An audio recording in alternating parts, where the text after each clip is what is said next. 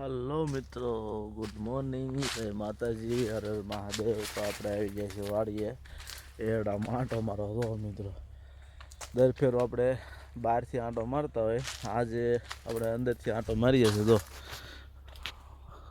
છે ને આફ્રિકન જંગલ હોય જેવું થઈ ગયું છે ને બધું. આજે અમુક લંગરો પાકી ગઈ છે, લણી લેવી જોઈએ સમજ્યા.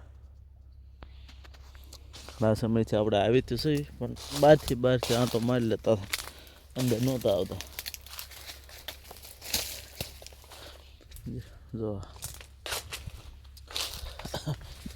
બધું પાકી ગઈ છે. વરસાદ પહેલાં ઉકાઈ ગઈ તો છે ને અમુક બહારથી તો એમ લાગતું હતું કે જાજી નથી લંગરો પાકી, પણ જાજી પાકી ગઈ છે. તો પાણી પાય ઓવાળે પાણી ભરાવાનું પાંદડા ભીંજરા આવેલા છે ને.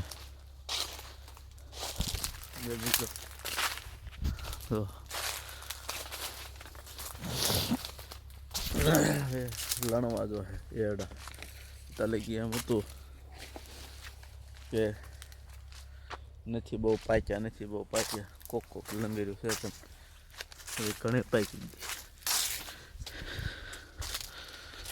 એક વાર લઈ લેવી તો પાછું ઘણું થઈ જાય. પછી પાછું 15 દિવસ પછી પાછું આટો મારશું સમજ્યા.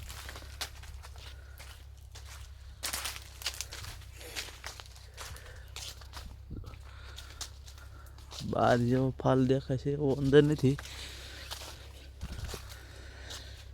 ફરતી બાજુ બધી સારો છે, પણ અંદર થોડુંક ઓછું દેખાય છે. તો હજુ સિંગ લંગેરું આવે છે એ અડાઈની ચાલુ છે એમ તો.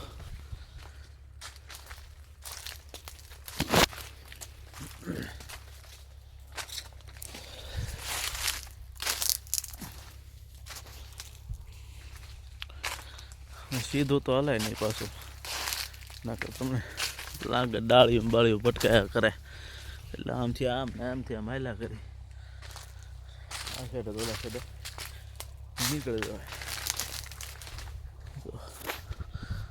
આવું છે, આમ હાલવું પડે તે મેળ આવે.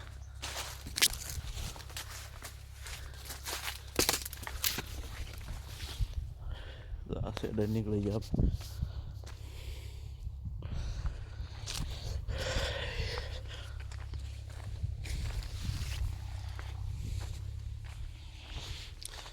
મચ્છર એવા. આવો ફાલ અંદર નથી દેખાતો, બહારથી ફરતો સારો દેખાય. ઓહો ભાઈ સમજા. ચાલો મિત્રો, હવે મળીએ આપણે નેક્સ્ટ બ્લોગમાં. ત્યાં સુધી જય શ્રી કૃષ્ણ, હર હર મહાદેવ. સુધી આવજો, બાય બાય મિત્રો. મળશું આપણે નેક્સ્ટ બ્લોગમાં. ત્યાં સુધી બધાને જય માતાજી.